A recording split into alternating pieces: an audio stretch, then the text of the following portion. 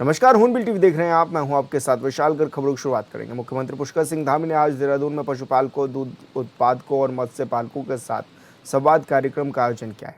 कार्यक्रम में सीएम धामी ने पशुपालन, दुग्ध उत्पादन और मत्स्य पालन से जुड़े किसानों और पालकों की समस्याओं को सुना और उनके सुझाव भी इस दौरान लिए हैं। उन्होंने कहा कि राज्य सरकार ने इन क्षेत्रों को मजबूत बनाने के लिए लगातार काम किया है।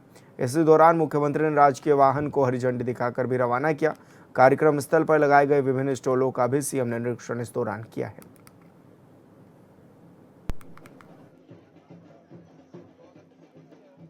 आईटीबीपी के माध्यम से सीधे बाजार भी उपलब्ध करा रहे हैं, जिससे कि उन्हें सीधा आर्थिक लाभ प्राप्त हो रहा है, बाजार प्राप्त मिल रहा है।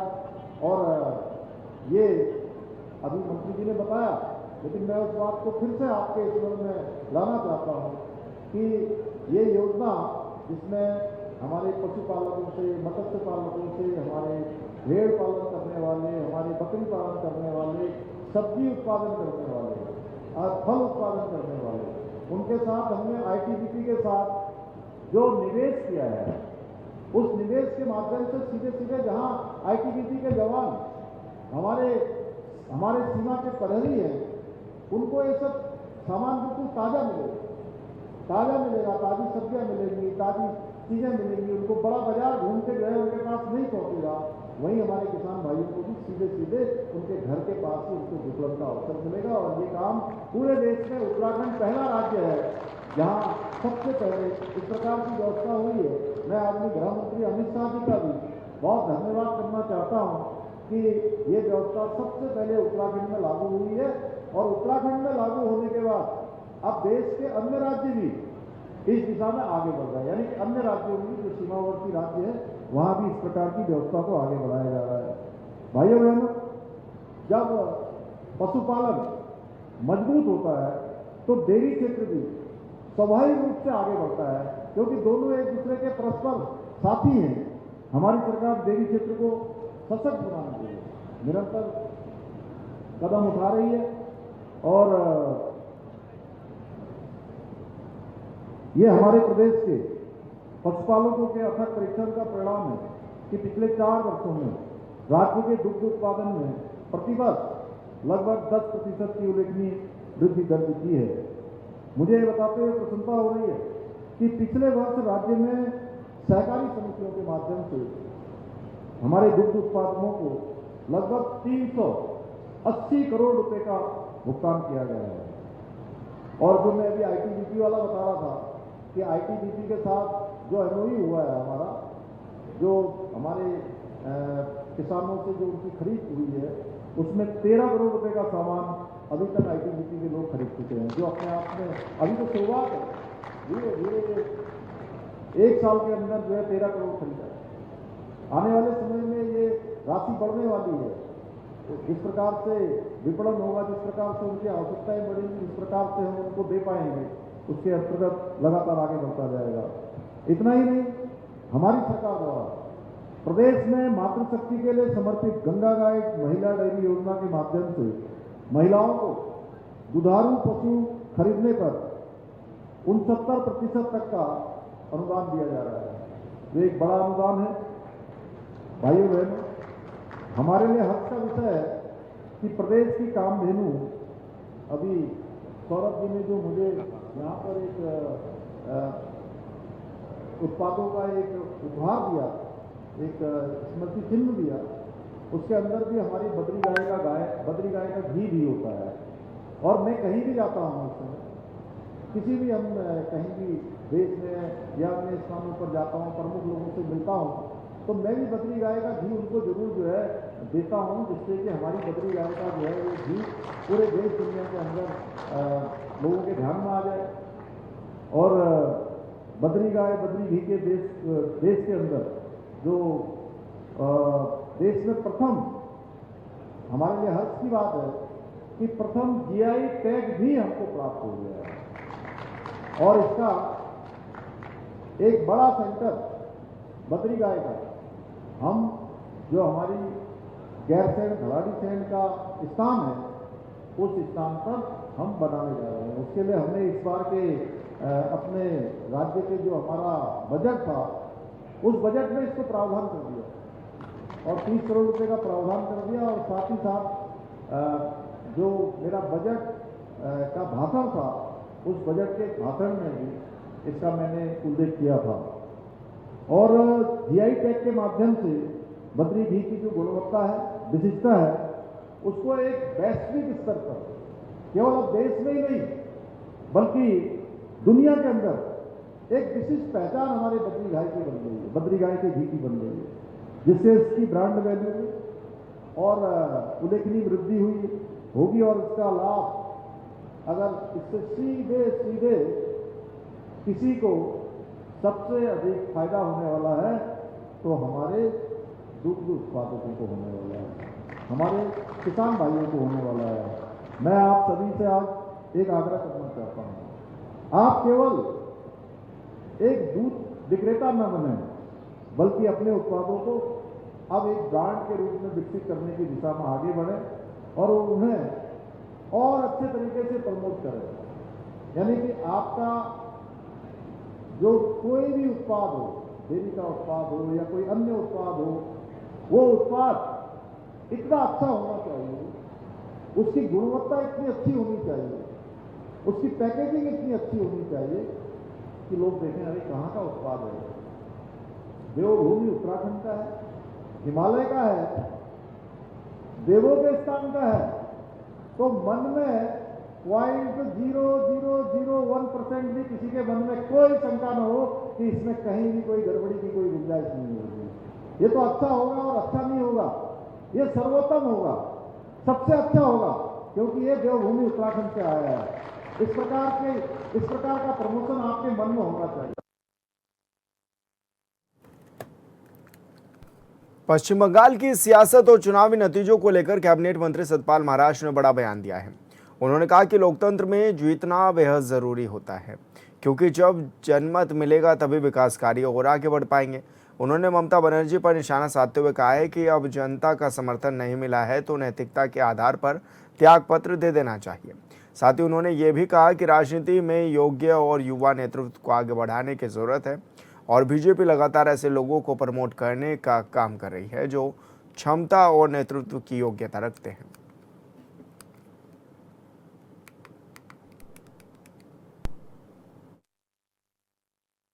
जीतना आवश्यक है, जीतेंगे तभी तो आप काम करेंगे। जब आप जीतेंगे नहीं तो विकास कैसे होगा।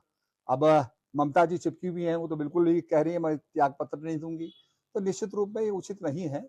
जब आपको जनमत नहीं मिला है और आपको लोगों ने वोट नहीं किया है तो आपको त्याग पत्र दे देना तो चाहिए। अपनों को प्रमोट किया जाए आगे, चाहे वो बेटा हो चाहे वो बहू हो, ये सही जो योग्य है उसको किया जाए प्रमोट, ऐसी बात नहीं है। जो योग्य है, युवा है, उसको प्रमोट किया जाए। उत्तराखंड में ऑपरेशन प्रहार के तहत पुलिस ताबड़तोड़ कार्रवाई कर रही है। देहरादून पुलिस दिन रात आरोपियों की धरपकड़ में जुटी हुई है, जिसको लेकर हॉर्नबिल टीवी ने एसपी सिटी प्रमोद कुमार से खास बातचीत भी की। इस दौरान उन्होंने अपराध की रोकथाम को लेकर पुलिस की रणनीति की भी जानकारी दी है। एसपी सिटी प्रमोद कुमार जी हमारे साथ मौजूद हैं। सर, ऑपरेशन प्रहार लगातार जिस तरह से चल रहा है राजधानी देहरादून में, किस तरह की सफलताएं हासिल भी हो रही हैं और सर किस तरह की सख्ती जो है वो बढ़ती भी जा रही है पुलिस की ओर से? देखिए, बेसिकली ऑपरेशन प्रहार का जो मूल उद्देश्य है, जो भी ऐसे पॉकेट्स थे जहाँ पे रोड रेज की या ये गुटबाजी के कारण जो लड़ाई झगड़े हो रहे थे, तो ऐसी पॉकेट्स को आइडेंटिफाई करना और उसके उपरांत वहाँ पे पुलिस की टीमों को भेज के कानून व्यवस्था को बनाए रखना। तो उसमें हमने काफ़ी हद तक ऑलमोस्ट 99% के आसपास हम लोगों ने उसमें काबू पा लिया है। उसमें चाहे वो राजपुर रोड हो, चाहे प्रेमनगर वाला बेल्ट हो, तो हमारे द्वारा टीमें बनाकर सबसे पहले तो वहाँ पे ऐसी एरियाज़ को चिन्हित किया गया जहाँ पे ये लॉ ब्रेकिंग की सूचनाएं ज़्यादा आ रही थी।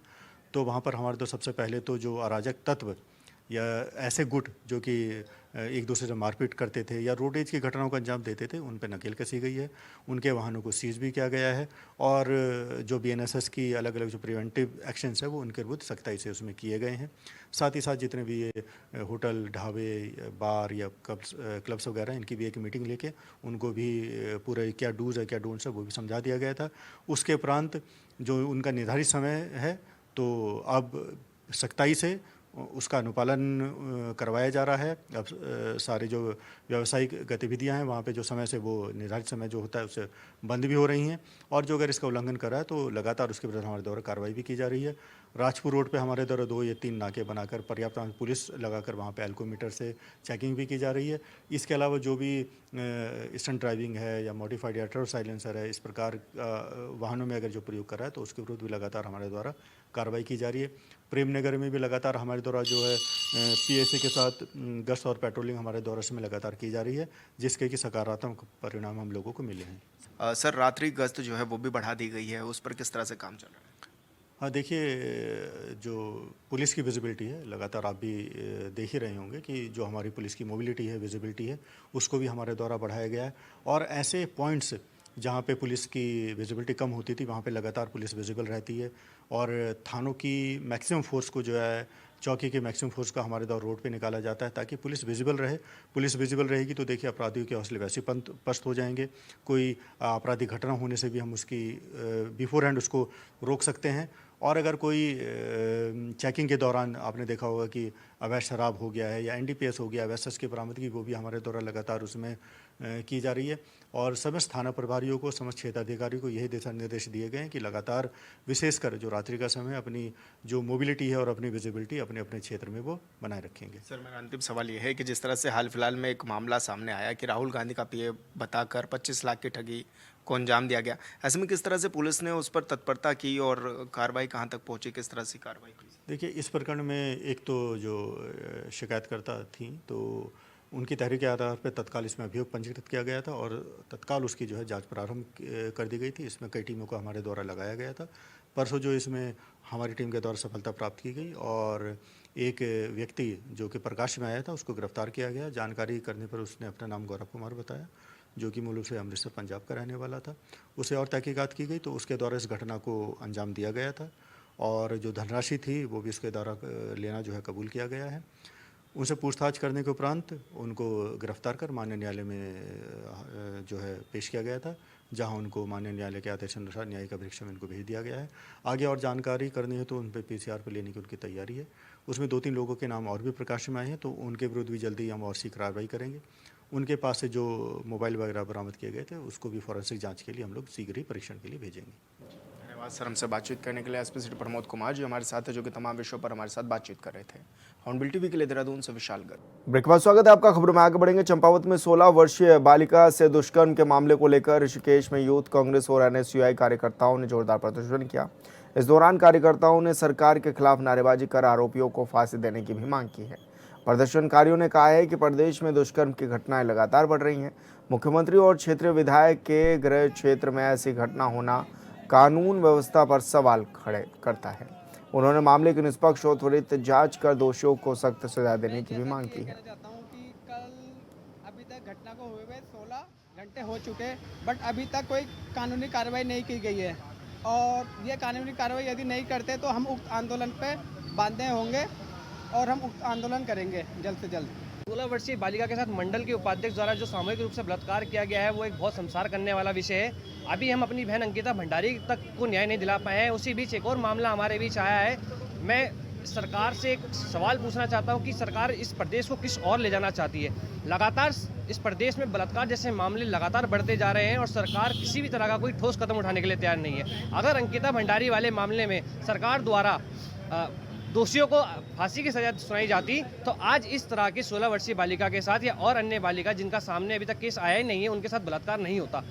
एक बार सरकार को इस मामले में ठोस कदम उठा के आरोपियों को फांसी की सजा सुनानी चाहिए ताकि भविष्य में इस तरह के कोई कृत्य ना हो। हमारी सरकार से लगातार मांग है। आज हमने पुतला फूकने के माध्यम से हमने सरकार को चेताया है, अगर जल्द से जल्द आरोपियों को फांसी की सजा नहीं दी जाएगी तो हम सीएम साहब का भी पुतला फूकने के लिए तैयार रहेंगे। हमारी मांग है कि जो भी आरोपी हैं उनको फांसी की सजा दी जाए और जल्द से जल्द फांसी की सजा सुनाई दे। उत्तराखंड में पिछले कई दिनों से मौसम का मिजाज बिगड़ा हुआ है, जहां आंधी और बारिश का दौर भी लगातार जारी है। उधम सिंह नगर के जसपुर में सुबह से ही बारिश जारी है, जिसके चलते लोगों को फिर से ठंड का एहसास होने लगा है। वहीं देर रात आई आंधी से आम की फसल को भारी नुकसान पहुंचा है। इस बार किसानों को आम की फसल से अच्छे मुनाफे की उम्मीद थी, लेकिन लगातार आ रहे आंधी तूफान ने किसानों की उम्मीदों पर पानी फेर दिया है।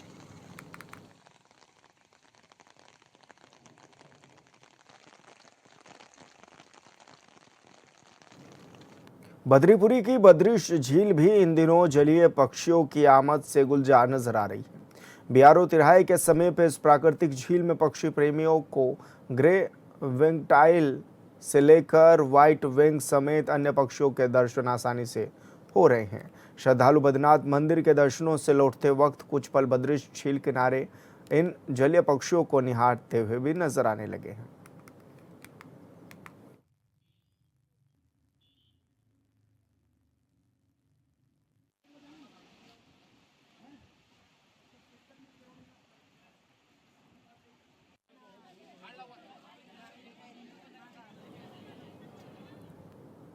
नरेंद्रनगर क्षेत्र की शिक्षण संस्था माउंट कार्मल क्रिश्चियन एकेडमी का वार्षिकोत्सव समारोह हर्षोल्लास के साथ संपन्न हो गया। वार्षिकोत्सव में स्कूल के छात्र छात्राओं के साथ अभिभावकों की 100% उपस्थिति और बच्चों के बेहतर शिक्षण प्रदर्शन ने कार्यक्रम को यादगार बना डाला है। हाई स्कूल और इंटर बोर्ड परीक्षाओं में उत्कृष्ट अंकों के साथ सफलता प्राप्त करने वाले 10वीं के छात्र छात्राओं को मुख्य अतिथि के हाथों प्रमाण पत्र और स्मृति चिन्ह देकर सम्मानित भी किया गया है। वहीं कार्यक्रम में बच्चों की शानदार सांस्कृतिक प्रस्तुतियों ने भी मन मोह लिया है। अदिति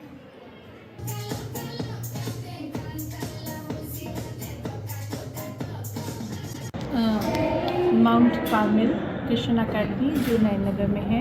आज यहाँ पर एनुअल प्राइज़ डिस्ट्रीब्यूशन सेलिब्रेशन हुआ है, सेरेमनी हुई है और ये नयनगर के अच्छे स्कूलों में माना जाता है।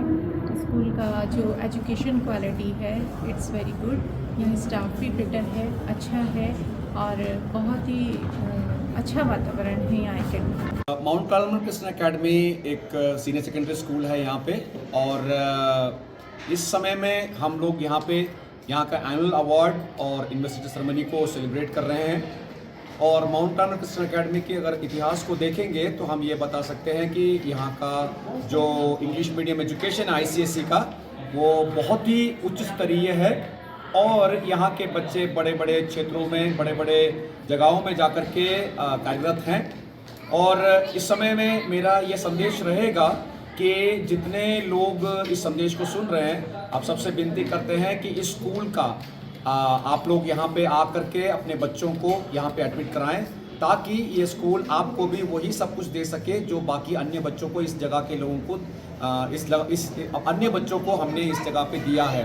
So we want to welcome all of you, all the parents, all the children to this school which is an ICSE school. मैं सबसे पहले तो हमारे माउंट कार्मेल क्रिश्चियन एकेडमी के अभिभावकों को बहुत बधाई देना चाहता हूँ। इस प्रकार से उनके सहयोग के द्वारा इस स्कूल में जिस प्रकार से बच्चों को भेजते हैं विश्वास के द्वारा हमारे ऊपर कि माउंट कार्मेल एक ऐसा स्कूल है जहाँ पर एक बेहतरीन शिक्षा दी जाती है, जिसका हमने फल देखा है। इस बोर्ड के एग्ज़ाम में हमारे बच्चों ने बहुत अच्छा प्रदर्शन किया है, चाहे वो 10वीं की कक्षा हो चाहे 12वीं की कक्षा हो।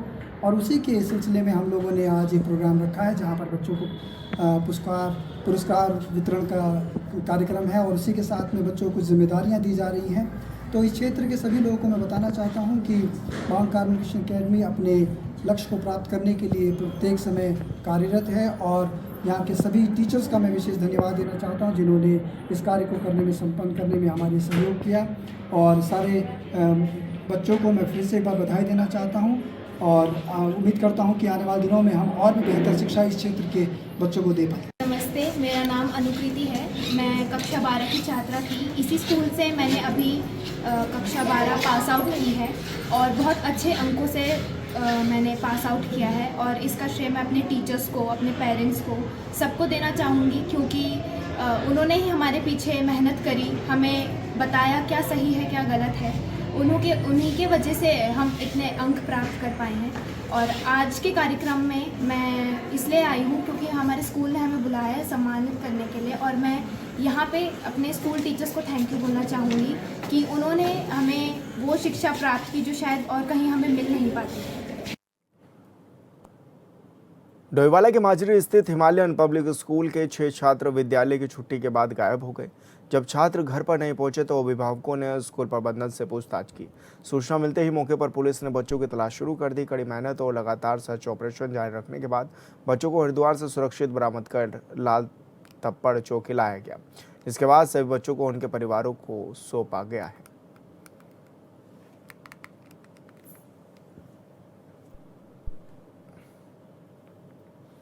अल्मोड़ा के भकियासैन क्षेत्र में एक वाहन अनियंत्रित होकर गहरी खाई में जा गिरा।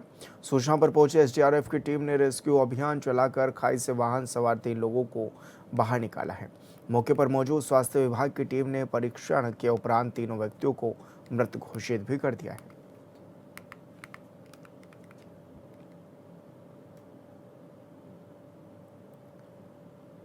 बद्रीनाथ धाम में 23वीं वाहिनी भारत तिब्बत सीमा पुलिस बल की ओर से 1 दिवसीय निःशुल्क चिकित्सा शिविर का आयोजन किया गया, जिसमें स्वास्थ्य जांच से लेकर निःशुल्क औषधि वितरित की सुविधा भी प्रदान की गई है।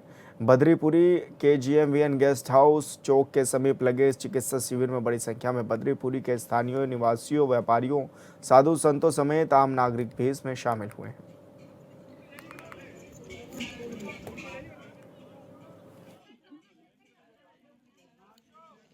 काफ़ी सुविधाएं मिल रही है मेडिसिन से संबंधित, जो ATP के द्वारा काफ़ी अच्छी सुविधाएं यहाँ पे मेडिसिन की गई है।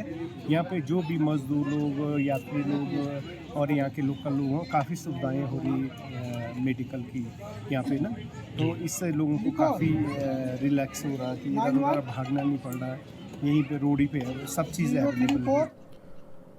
और फिलहाल इस बुलेटिन में मेरे साथ इतना ही। आप देखते रहिए हॉर्नबिल TV। नमस्कार।